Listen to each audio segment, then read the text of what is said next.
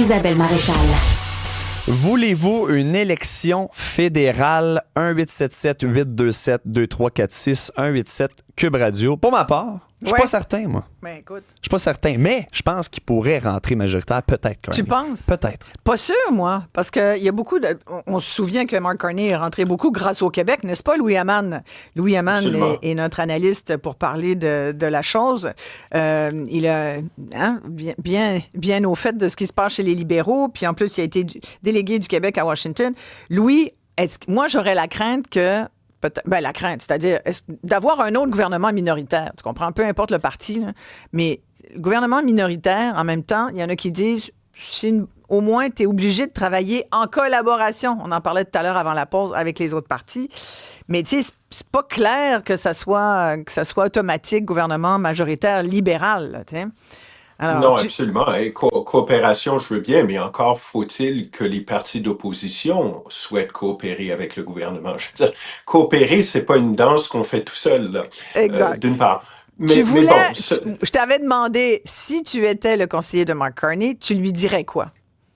Moi, je dirais vas-y. Vas-y. Oui? La fenêtre est très courte, là. Il faut que ce soit ce printemps, là, mais vas-y. Vas-y parce que le temps est rarement ton ami en politique. Les choses, là, quand on regarde le paysage actuel, le géopolitico-économique, si on peut l'appeler ainsi, là, je pense que les choses vont aller pas mal plus mal avant qu'ils aillent mieux, là. Alors moi, je dirais, fais ça tout de suite. Et encore une fois, je reviens au point ce que je faisais tantôt, Isabelle, que je faisais tout à l'heure, Isabelle, à l'effet qu'avec un agenda aussi ambitieux, ça prend une majorité. Dans un système parlementaire britannique comme le nôtre, ça prend une majorité pour pouvoir livrer là-dessus. Maintenant, vous savez, puis on revient à Doug Ford, on en parlait tout à l'heure. Oui. Hein? Doug Ford est en plein centre de l'histoire qui est à la une aujourd'hui du Globe and Mail. Pourquoi? Parce que moi, ça ne me surprendrait pas d'ailleurs que ce soit le bureau de Doug Ford qui flotte cette histoire-là, parce que lui, je pense qu'il souhaiterait avoir un gouvernement majoritaire libéral à Ottawa. Parce que Doug Ford, là, la dernière chose dont il a besoin actuellement, là, c'est des petites batailles politiques à Ottawa pendant que lui, il est en train d'essayer de sauver l'industrie de l'automobile puis l'industrie de l'acier en Ontario.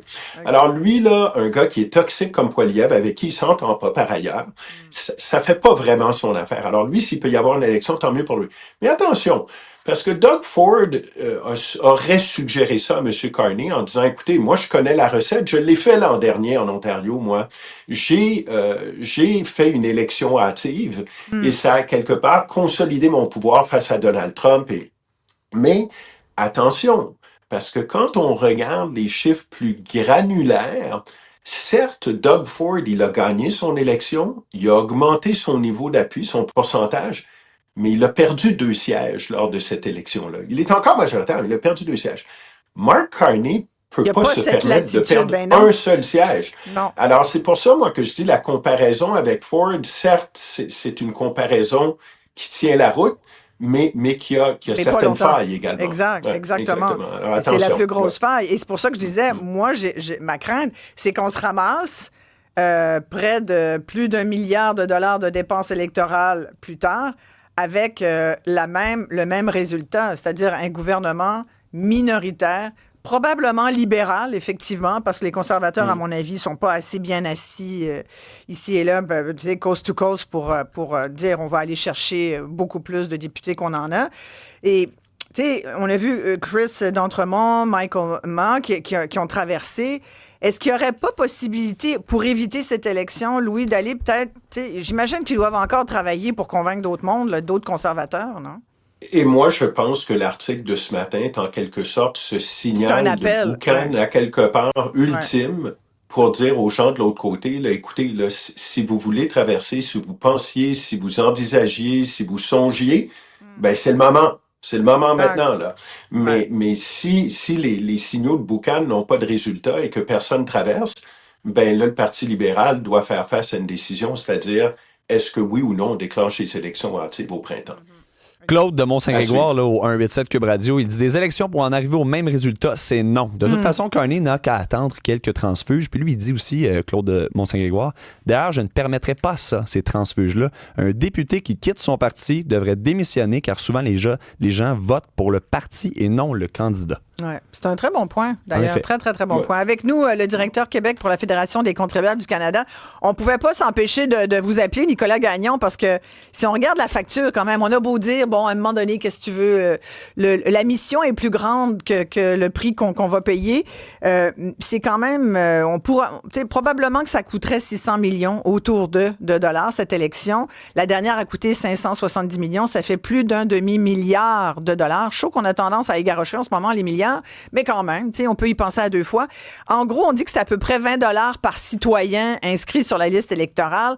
Et que là, dans le fond, la question à poser aux gens, êtes-vous d'accord pour donner 20 piastres de votre salaire durement gagné pour aller encore en élection fédérale? Je dis encore parce que ça fait pas longtemps qu'on y est allé. Déjà qu'on en a une autre au Québec.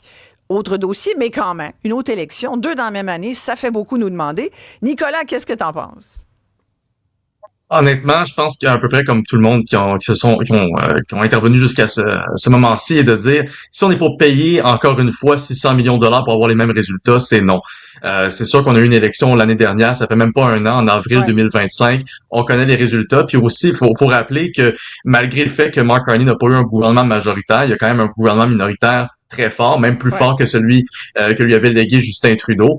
Donc, je peux comprendre qu'il y a eu une volonté d'aller chercher un gouvernement plus fort, donc cette fois-ci, d'aller chercher suffisamment de sièges pour avoir la marge de manœuvre nécessaire au cas où, effectivement, on se met à pousser des politiques qui deviennent peut-être parfois plus polarisantes ou impopulaires, qui vont provoquer des mouvements au sein de ses propres troupes parce que le Parti libéral n'est pas à l'abri de ce genre de choses-là, tout comme les conservateurs. Mais je pense que si on veut être économe, si Mark Carney veut être économe là-dessus, je préférais qu'il aille voir s'il peut aller chercher d'autres transfuges, ne serait-ce qu'au Parti néo-démocrate, au Bloc québécois, ou sinon encore avec les conservateurs. Il l'a fait 2 fois, pourquoi pas une 3e fois.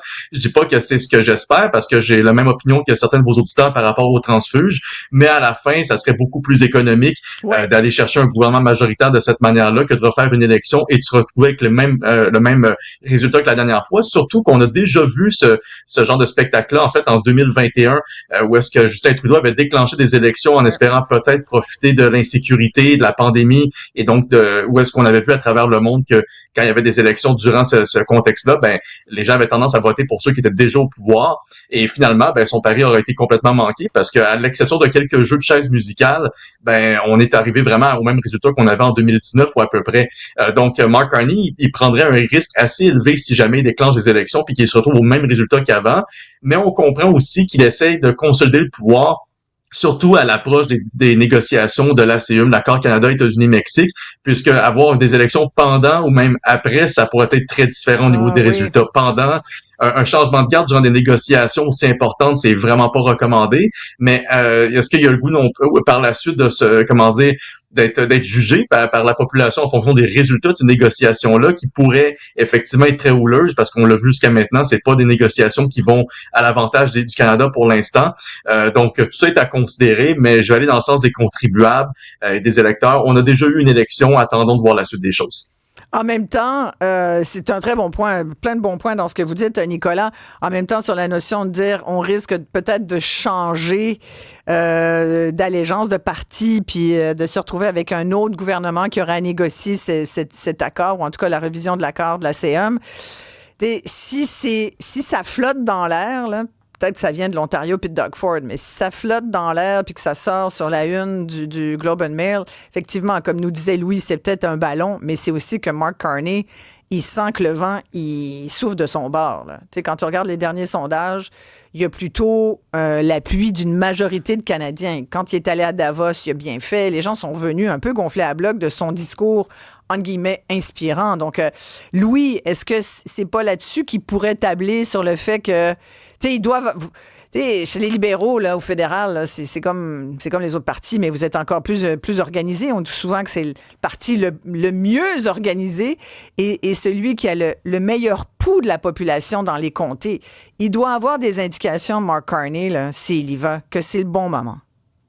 Certainement, mais il y a un risque énorme là-dedans. Et si on met de côté, encore une fois, je ne veux pas minimiser la question financière du demi-milliard de dollars que ça peut coûter une élection fédérale. Là. Ouais. Je ne veux pas du tout minimiser. Mais mettons ça de côté. Là. On va stationner ça juste pour un instant, Isabelle. Ouais. Si jamais Mark Carney, en effet, déclenchait une élection Et comme plusieurs des auditeurs le craignent, on se retrouve avec 4,30 sous pour une pièce. Là. C'est-à-dire exactement le même résultat.